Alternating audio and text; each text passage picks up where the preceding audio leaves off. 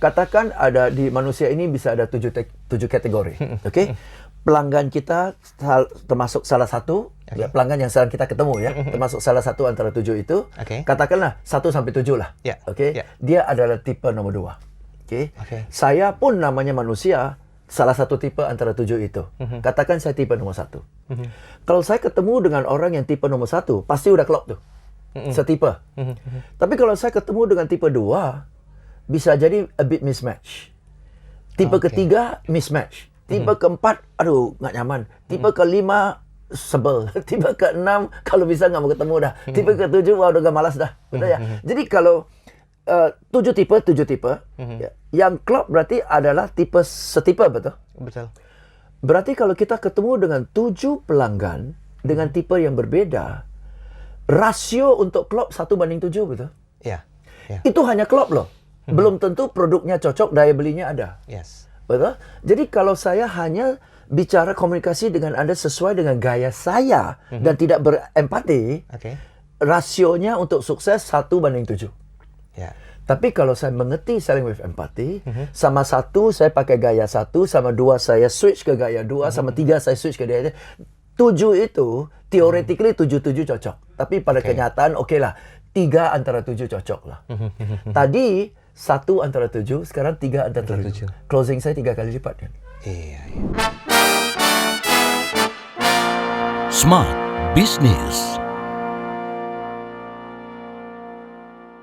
Hai Smart Listener, istilah empati mungkin beberapa orang itu lebih familiar ketika pandemi COVID-19 itu merajalela. Tidak hanya di Indonesia, tetapi juga merambah dunia internasional. Ayo dong, tunjukkan empati Anda terhadap sesama gitu loh. Nah ternyata tema bahasan kita di podcast Smart Business hari ini agak-agak sedikit nyeleneh sih sebetulnya. Kok bisa ya selling with empathy?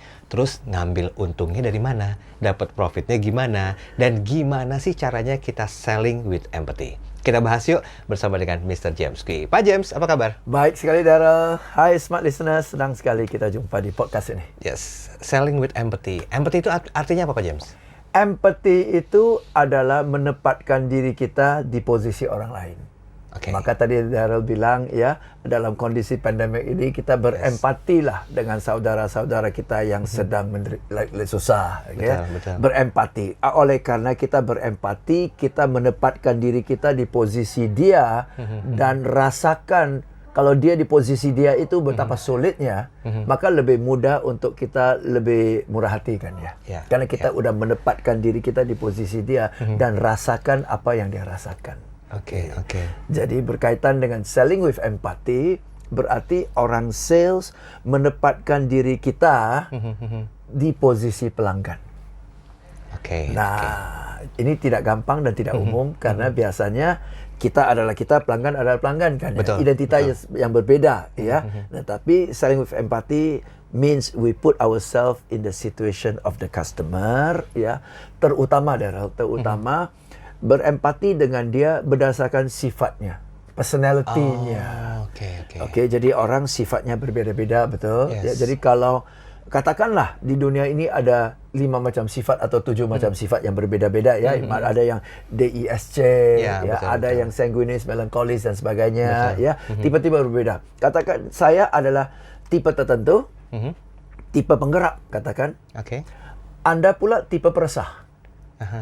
Otomatis penggerak itu bawaannya optimis, ceria. Betul. Tipe peresah itu lebih khawatir, ya, lebih perlu diyakinkan, lebih ada buktinya. Jadi kalau saya tipe periang ini, ngomong dengan Anda yang tipe peresah dengan gaya happy, ceria, no problem, optimis, pasti nggak tepat sasaran nih. Yes, setuju.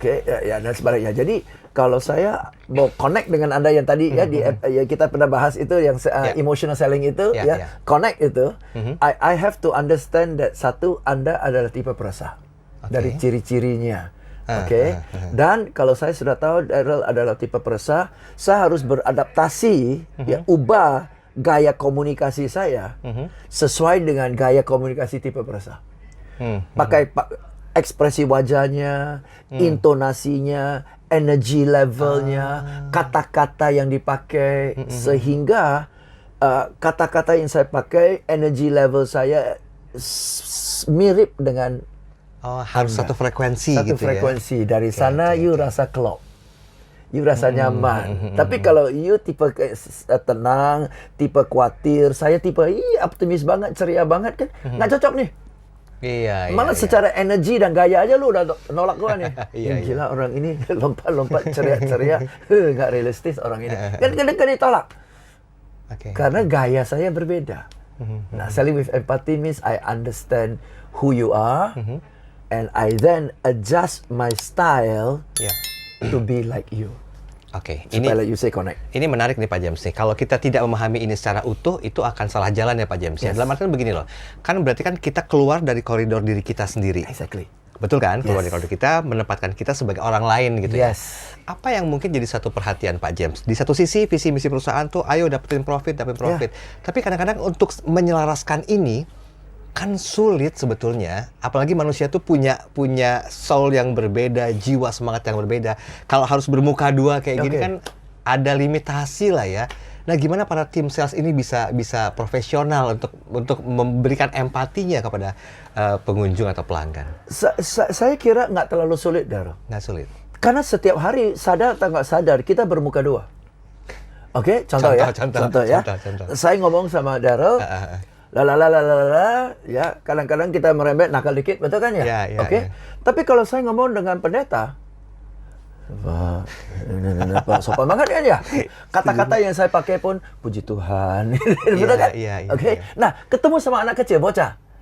Langsung kita jongkok, halo, siapa nama kamu? Ini apa ini mainannya? Ekspresi kita berubah, nada suara kita berubah. Ngomong sama kakek nenek, apa kabar nek? Sudah makan nek? Sudah istirahat nek? Kan kita berubah terus.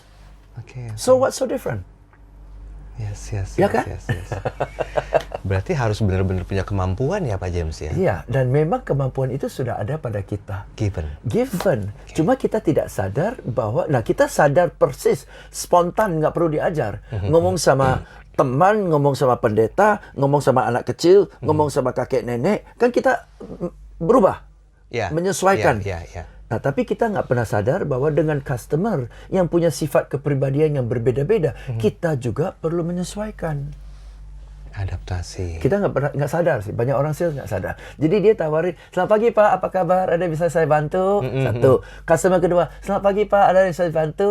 Setiap customer dengan ekspresi sama, selamat pagi Pak, ada yang bisa saya bantu? Seolah-olah semua orang tipenya sama kan? Oke. Karena gayanya sama, ekspresinya sama, kata-katanya sama. Oke. Saya jadi tertrigger begini Pak James. Kan kalau ketika kita masuk ke dalam sebuah perusahaan ya, khususnya di resepsionis, kan ada 3S tuh, senyum, sapa, salam gitu. Buat saya setelah dengerin statementnya Pak James ini, kok iya ya, kayak disamaratakan gitu loh. Karena setiap orang menyapa dengan cara yang berbeda, diperlukan ketika kita paham tentang kejiwaan seseorang. Emosional yang tempo hari kita bahas. Ini kalau dikaitkan kan juga berhubungan dengan bagaimana kita mampu memberikan empati kepada mereka. Sama nggak sih sebetulnya konsepnya Pak James? Sama, contoh ya.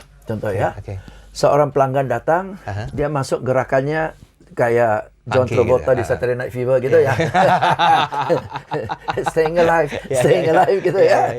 Langsung, halo Pak Rudi, apa kabar Pak Rudi? Nice day ya Pak ya. Karena dia ceria. Oke. Terus seorang ibu-ibu datang. Ya, dengan selamat pagi Bu Susan, apa kabar Bu Susan? Senyum kan? Sapa kan? Tapi gayanya beda kan? Oke. Terus seorang pejabat datang. Ya, atau seorang bapak-bapak dengan you tahulah wajahnya kayak dia. Selamat pagi Pak Rudi, apa kabar Pak Rudi? Silakan Pak. Mau mangguk kan? I bow down kan? Tapi sama si Saturday Night Fever kan saya nggak perlu selamat pagi. Hai Pak, gitu kan?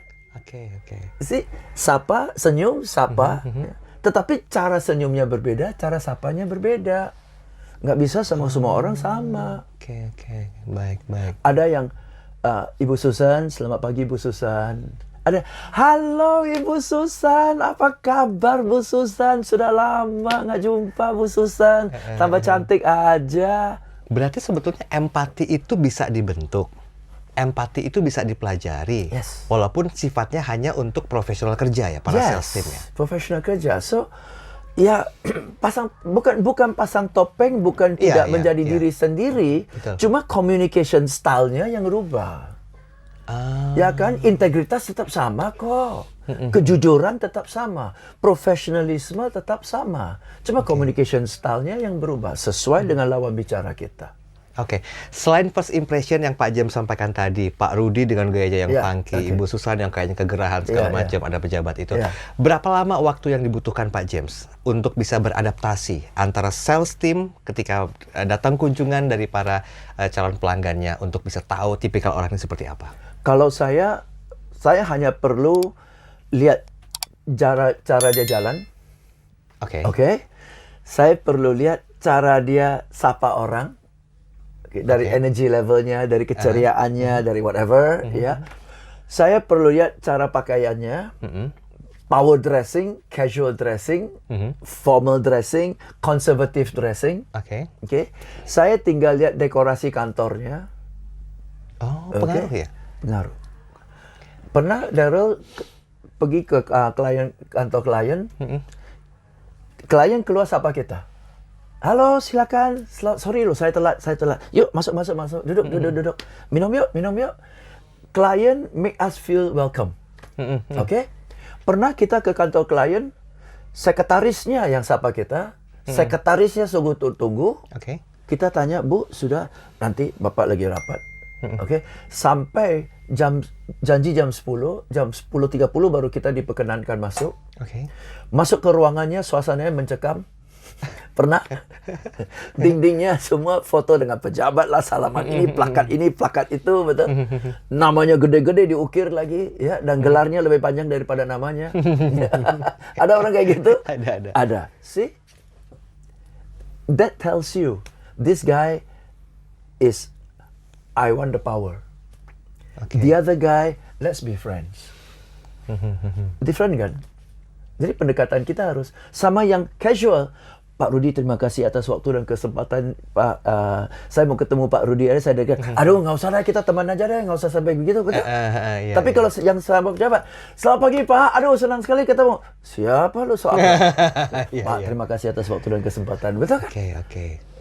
Satu frekuensi itu outputnya juga beda gitu ya? Beda. Wow. Berapa lama sih belajar kayak gini Pak James sebetulnya bagi para sales tim yang mungkin baru, yang kan ketemu orang juga kan beda-beda tiap hari ya. Kita nggak tahu apakah dia seorang pejabat yang mungkin penampilannya casual, tapi dia seorang pejabat. Mungkin kalau sebut nama, oh iya Pak James, iya dia pejabat tuh, kelasnya begini. Nah kita kan tahu. Nah kalau seandainya dalam posisi mereka tidak menunjukkan status sosialnya, apa bentuk treatment empati kita yang bisa kita sampaikan? Biasanya behavior orang nggak berubah sih. Oh, dari behaviornya nggak berubah, personality-nya kan nggak berubah, oke? Tapi sekali lagi bukan semua pejabat seperti itu, banyak pejabat informal, casual gitu kan, ya. Jadi bukan soal pekerjaannya atau jabatannya, tapi personality-nya, bawaannya. Lebih ke personality-nya. Personality-nya. Jadi ada yang director pun very casual, ada yang security guard lebih angkuh daripada direkturnya kan. Jadi bukan soal jabatan kan, ya soal kepribadian orang. Nah kita sebagai orang, jadi untuk Daryl tanya bagaimana kita bisa menguasai ini semua. Sebenarnya saya ada rekaman audio streaming, ya teman-teman bisa download, bisa dengar, ya 7 tipe. Saya jelaskan ciri-cirinya, saya jelaskan untuk masing-masing ciri the do's and don'ts-nya, ya. Dengar 2-3 kali, ulang 2-3 kali, praktekkan setiap hari. Dalam 1 bulan lancar kok. Oke, berarti sebetulnya ada pembelajaran yang bisa disaksikan ya Pak James ya, dan ini manfaatnya. Pak James, kita coba giring ke profit perusahaan Pak James. Nah, apa yang mungkin bisa dilakukan sama sales team untuk memberikan satu komitmen bahwa empathy ini bagus kok untuk diberikan sebagai kontribusi, dan ujung-ujung perusahaan juga akan merasakan hal yang sama. Gini ya, katakan ada di manusia ini bisa ada 7 kategori. Pelanggan kita termasuk salah satu, ya, pelanggan yang sering kita ketemu ya, termasuk salah satu antara 7 itu. Katakanlah 1 sampai 7 lah. Dia adalah tipe nomor 2. Saya pun namanya manusia, salah satu tipe antara 7 itu. Katakan saya tipe nomor 1. Kalau saya ketemu dengan orang yang tipe nomor 1, pasti udah klop tuh. Setipe. Tapi kalau saya ketemu dengan tipe 2, bisa jadi a bit mismatch.